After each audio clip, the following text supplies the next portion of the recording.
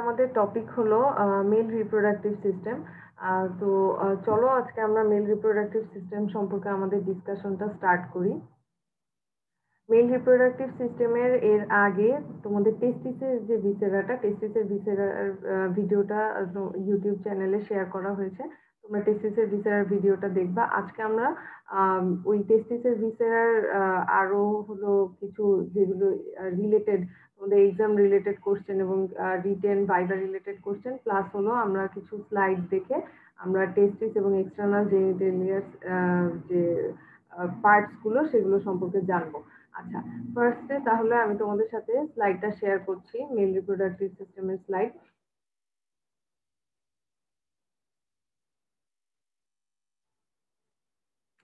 এটা হলো mail reproductive অর্গানের anatomy. আচ্ছা, তাহলে আমরা ফার্স্টে জানবো যে মেল রিপ্রোডাক্টিভ অর্গান বলতে কি কি বোঝায়। মেল রিপ্রোডাক্টিভ অর্গানে যে এরকম তোমরা পড়েছো যে ফিমেলে internal and external genital system, মেলেও internal and external genital system. Internal genital system অথবা ইন্টারনাল রিপ্রোডাক্টিভ অর্গান বলতে সেগুলি অর্গানকে বোঝায় যেই অর্গানগুলো রিপ্রোডাক্টিভ অর্গানগুলো পেলভিক ক্যাভিটির ভিতরে থাকে। তাহলে মেল কি কি অর্গানগুলো রিপ্রোডাক্টিভ অর্গানগুলো পেলভিক ক্যাভিটির ভিতরে থাকে? মেল রিপ্রোডাক্টিভ অর্গানগুলো, যে অর্গানগুলো পেলভিক ক্যাভিটির ভিতরে থাকে তাদের মধ্যে একটা হলো প্রোস্টেট, তারপর হলো সেমিনাল ভেসিকল, তারপর হলো ডাক্টাস ডিফারেন্স, ইজাকুলেটরি ডাক্ট। এরা হলো পেলভিক ক্যাভিটির ভিতরে থাকে।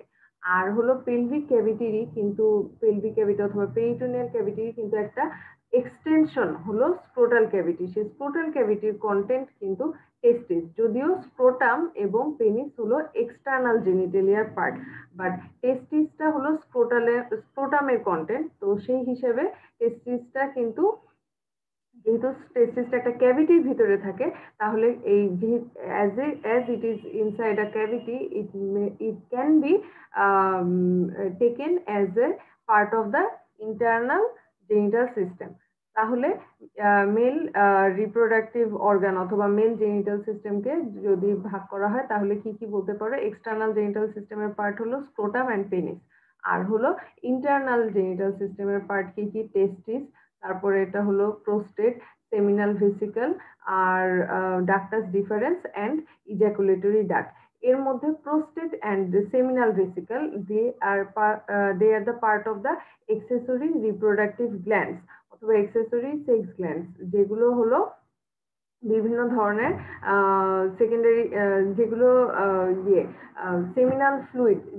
সেমিনাল ফ্লুইডের কন্টেন্ট ফর্মেশন করে। এরপরে আমরা যে জিনিসটা তাহলে জানলাম পার্টস। এরপরে আমরা তাহলে দেখো এই ছবিতে দিস ইজ প্রোস্টেট। এটা এটা হলো ব্লাডার। হ্যাঁ, এটা পেলভিক ক্যাভিটি, মেল পেলভিক ক্যাভিটিতে এটা হলো ইউরিনারি ব্লাডার এটা অ্যাপেক্স, আর এটা পিছনের যে পার্টটা সেটা বেসের সাথে রিলেটেড দেখো সেমিনাল ভেসিকল আর হলো ডাক্টাস ডিফারেন্স। সবসময় মনে রাখবা ডাক্টাস ডিফারেন্সটা মিডিয়ালি থাকে আর সেমিনাল ভেসিকল ল্যাটারালি থাকে, এবং ডাক্টাস ডিফারেন্স আর সেমিনাল ভেসিকল মিলে তৈরি করে হলো ইজাকুলেটরি ডাক্ট। এই ইজাকুলেটরি ডাক্টটা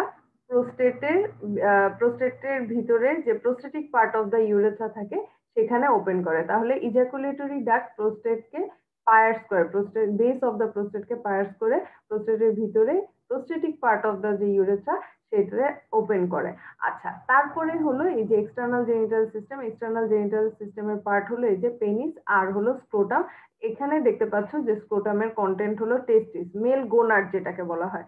গোনাড হলো মেল ফিমেল দুই, মানে ইয়ে থাকে, ফিমেলদের ক্ষেত্রে হলো ওভারি আর মেলদের ক্ষেত্রে হলো টেস্টিস।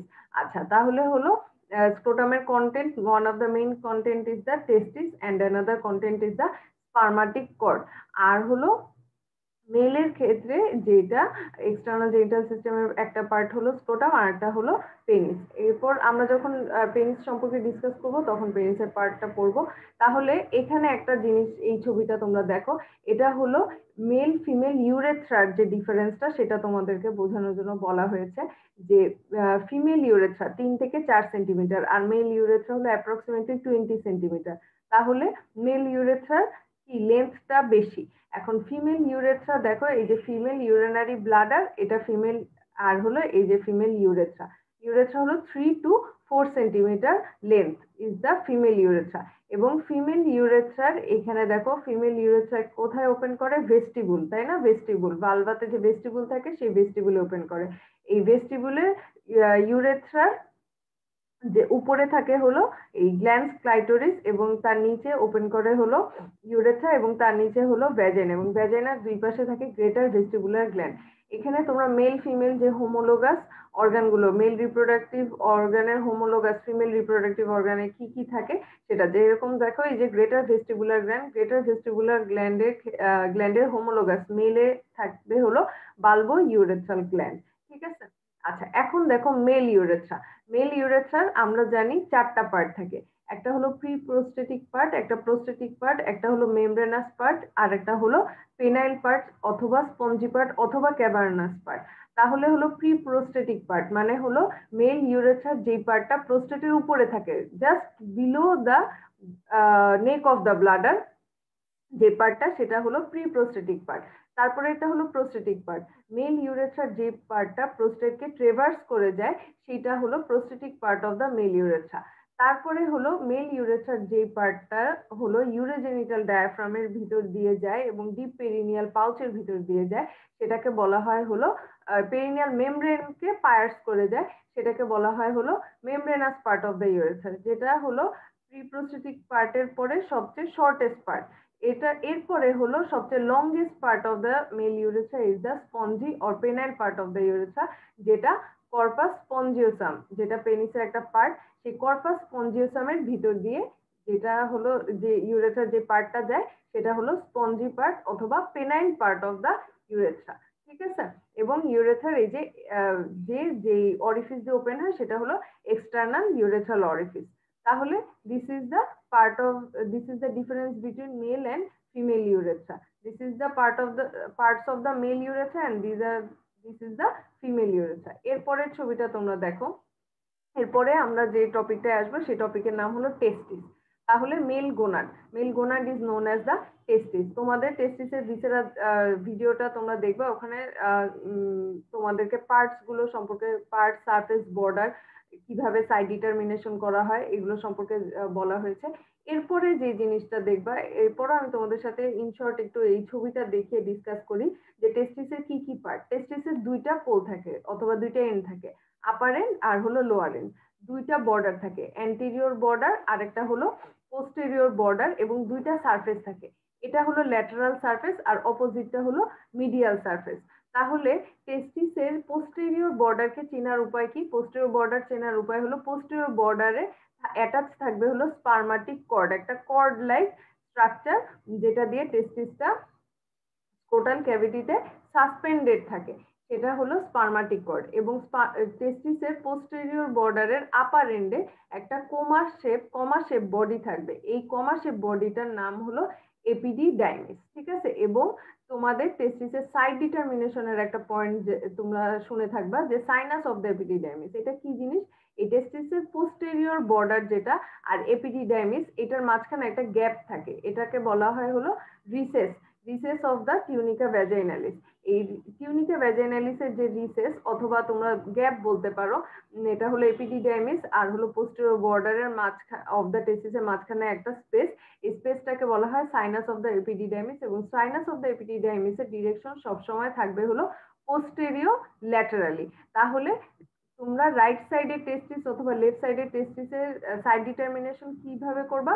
সাইনাস অফ দ্য এপিডিডাইমিস এবং posterior border of the testis দেখে side determination sinus of the epididymis. আর হলো অ্যান্টেরিয়র পোস্টেরিয়র যে পার্টটা ডিটারমিনেশন, এটা হলো পোস্টেরিয়র বর্ডার দেখে। তাহলে সাইনাস অফ দ্য এপিডিডাইমিসের ডিরেকশন কোথায়?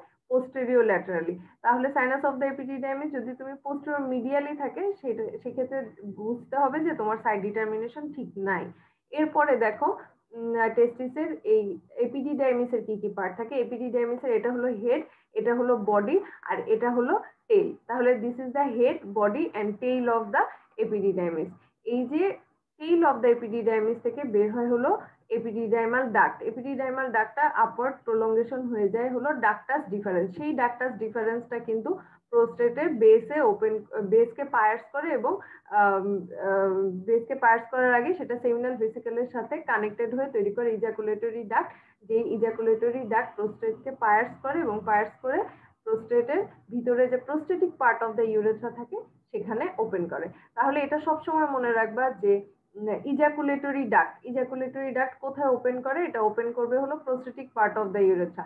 এবং এই যে ডাক্টাস ডিফারেন্সটা আলটিমেটলি কি হয়, ডাক্টাস ডিফারেন্স সেমিনাল ভেসিকলের সাথে কানেক্টেড হয়ে তৈরি করবে হলো ইজাকুলেটরি ডাক্ট। সেই ইজাকুলেটরি ডাক্টটা প্রোস্টেটিক পার্ট অফ দ্য ইউরেথ্রাতে ওপেন করবে। আচ্ছা, এখন হলো টেস্টিসের স্ট্রাকচার। টেস্টিসকে স্ট্রাকচারালি দুই ভাগে তুমি দেখতে পারো, একটা হলো ম্যাক্রোস্কোপিক্যালি আর একটা হলো মাইক্রোস্কোপিক্যালি। তুমি যদি টেস্টিসকে কাট সেকশন হিসাবে দেখো তাহলে ম্যাক্রোস্কোপিক্যালি, এবং তুমি যদি মাইক্রোস্কোপের নিচে দেখো তাহলে মাইক্রোস্কোপিক্যালি এইরকম স্ট্রাকচার দেখবা, আর ম্যাক্রোস্কোপিক্যালি এরকম স্ট্রাকচার দেখবা কাটলে। তাহলে টেস্টিসের বাইরে থেকে ভিতরে কি কি লেয়ার থাকে? ফার্স্টের লেয়ারটা হলো visceral layer of the tunica vaginalis. Tunica ভ্যাজাইনালিসের ভিসেরাল লেয়ার, তার মানে আরেকটা প্যারাইটাল লেয়ার থাকে, সেই প্যারাইটাল লেয়ারটা হলো স্ক্রোটামের ইনার লেয়ার থাকে। তাহলে ভিসেরাল আর প্যারাইটাল লেয়ারের মাঝখানে কি cavity of the tunica vaginalis থাকে।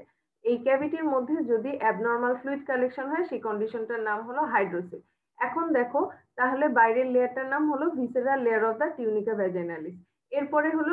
এরপরের লেয়ারটার নাম মানে outer to inward outer tunica visceral layer of the tunica vaginalis, then middle হলো টিউনিকা অ্যালবুজিনিয়া। টিউনিকা অ্যালবুজিনিয়া হলো একটা ফাইব্রাস লেয়ার। হ্যাঁ, এটা এই ফাইব্রাস লেয়ারটা এই যে দেখো টেস্টিসের পোস্টেরিয়র বর্ডারে এসে একটা সেপ্টামের মতো তৈরি করে। এই জায়গাটার নাম মানে একটা ডিপ মেমব্রেনের মতো তৈরি করে। এই জায়গাটার নাম হলো মিডিয়াস্টিনাম টেস্টিস। এই মিডিয়াস্টিনাম ভার্টিক্যাল একটা মেমব্রেনের মতো, এই মেমব্রেনটার নাম হলো মিডিয়াস্টিনাম টেস্টিস। এই মিডিয়াস্টিনাম টেস্টিস থেকে অনেকগুলো ফাইব্রাস সেপ্টা কি করে টেস্টিসের সাবস্টেন্সের মধ্যে ইনওয়ার্ড ঢুকে যায়। এই ফাইব্রাস সেপ্টাগুলো টেস্টিসকে কি অনেকগুলো লোবিউলে ভাগ করে, সেগুলোর নাম হলো লোবিউল অফ দ্য টেস্টিস। এরকম একটা টেস্টিসের ভিতরে 300 থেকে 400টা লোবিউল থাকতে পারে। এই পরে দেখো এরপরের লেয়ারের নাম, টেস্টিসের সবচেয়ে ইনার লেয়ারের নাম হলো টিউনিকা ভাস্কুলোসা। সেই প্রত্যেকটা লোবিউলকে টিউনিকা ভাস্কুলোসা এরকম সারাউন্ড করে রাখে। তাহলে টেস্টিসের 3টা লেয়ার, বাইরে থেকে ভিতরে টিউনিকা অ্যালবুজিনিয়া, তারপরে এটা visceral layer of the tunica vaginalis, middle tunica albuginea and inner tunica ভাস্কুলোসা।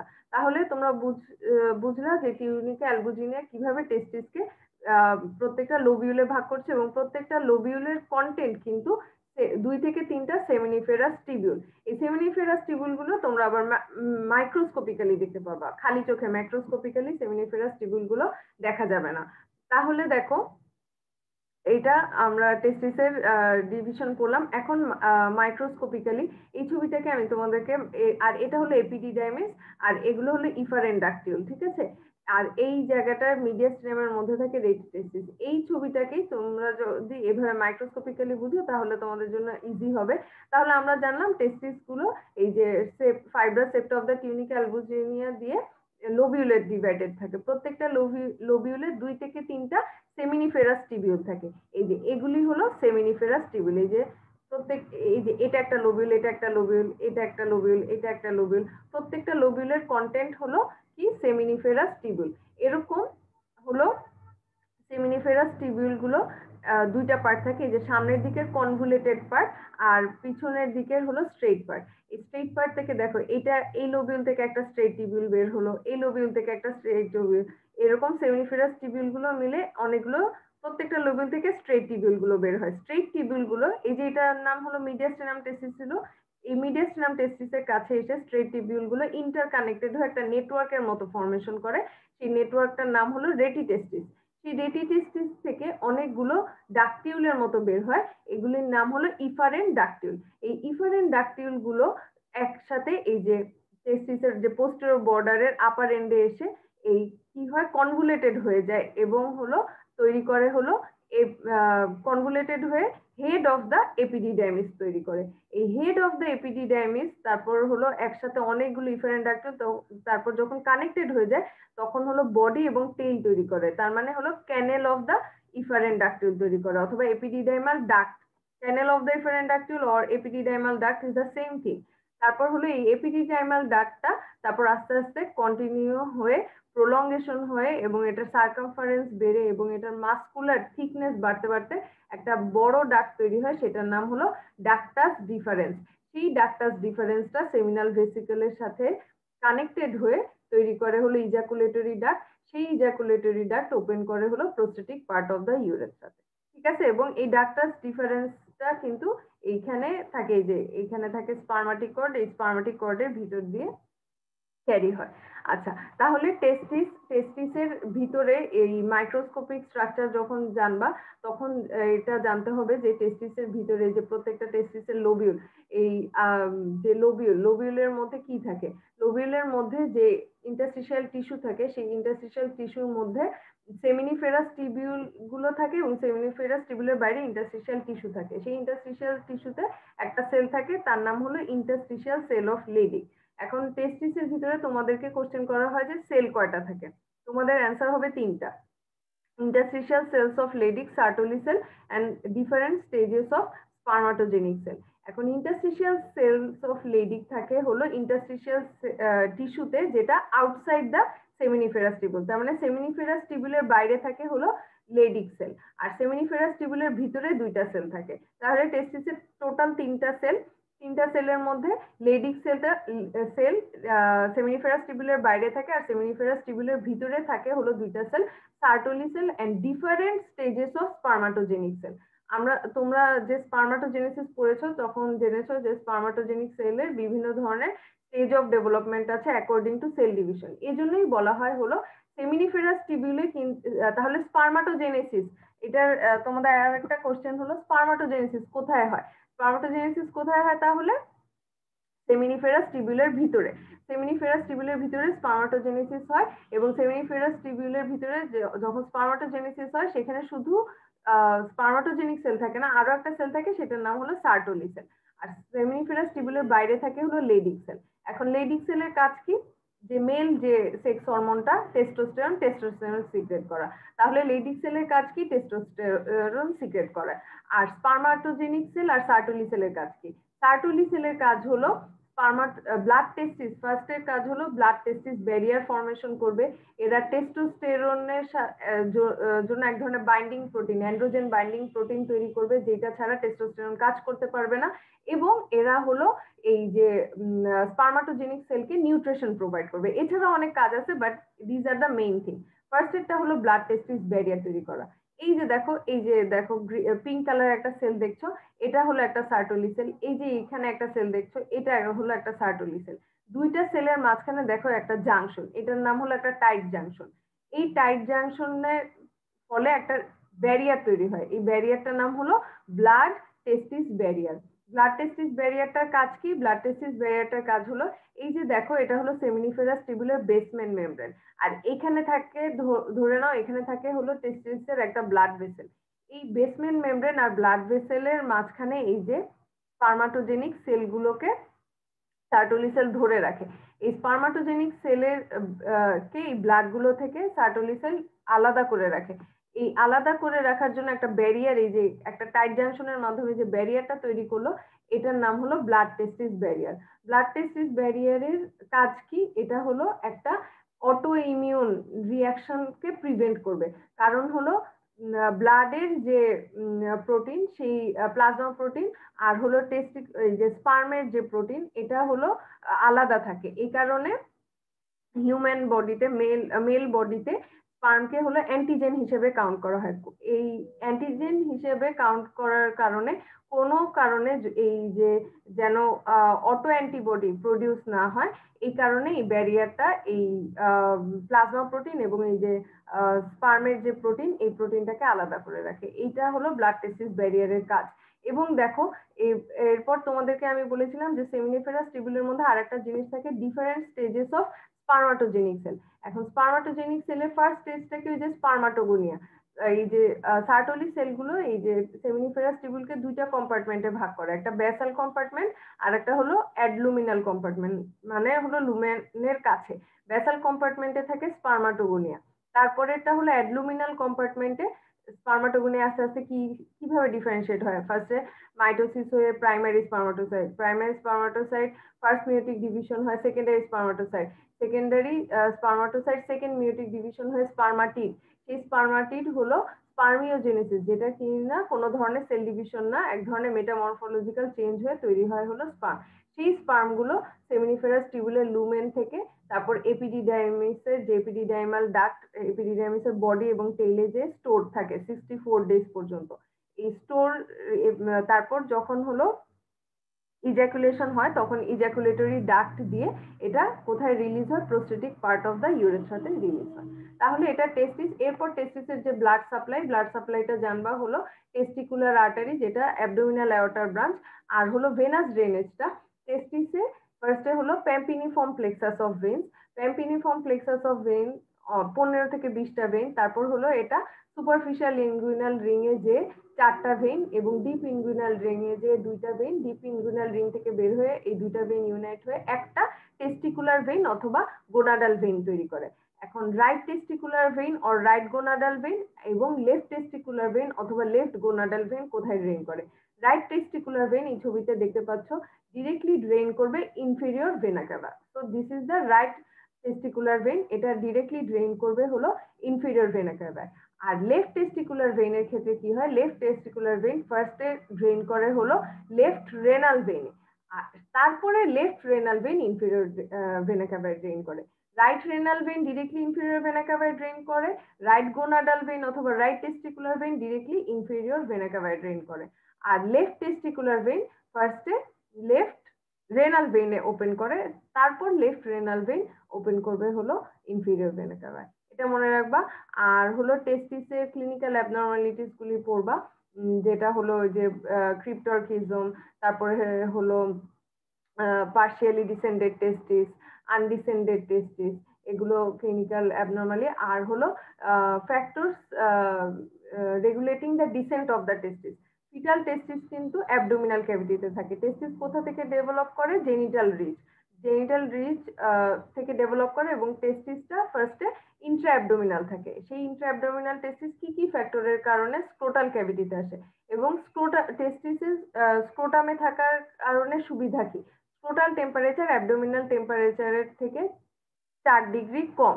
এই স্পার্মাটোজেনেসিসের জন্য অ্যাবডোমিনাল টেম্পারেচারটা ফেভারেবল না, এই স্ক্রোটাল টেম্পারেচারটা ফেভারেবল। এই কারণে যেহেতু টেস্টিসের ভিতর স্পার্মাটোজেনেসিস হয়, স্পার্ম তৈরি হয়, এই কারণে ইন্ট্রা অ্যাবডোমিনাল যে ডিসেন্টটা সেই ডিসেন্টটা জরুরি।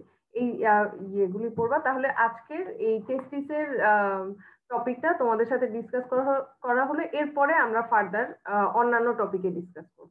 Thank you.